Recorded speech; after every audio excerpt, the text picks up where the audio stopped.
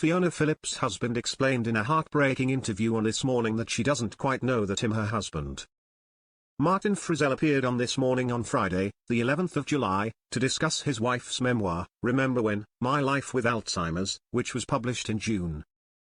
He sat down with hosts Alison Hammond and Dermot O'Leary to share an insight into Fiona's current state, admitting she now struggles to remember who he is.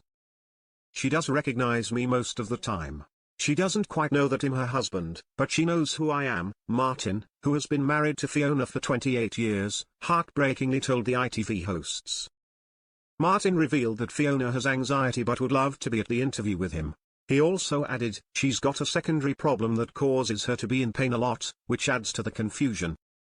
He went on to recall a recent incident where Fiona had mistakenly thought he was trying to kidnap her, as she failed to recognize him while they were out by their home.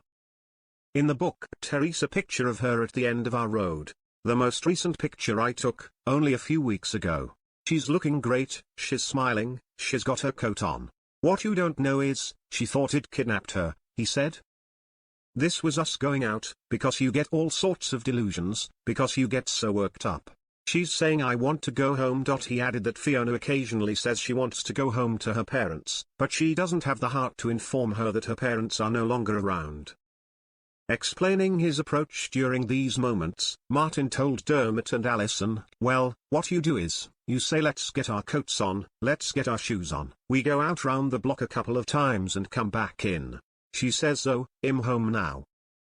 Fiona was diagnosed with early-onset Alzheimer's disease in 2022 but didn't publicly share her diagnosis until 2023. Both of her parents and her uncle also had the disease.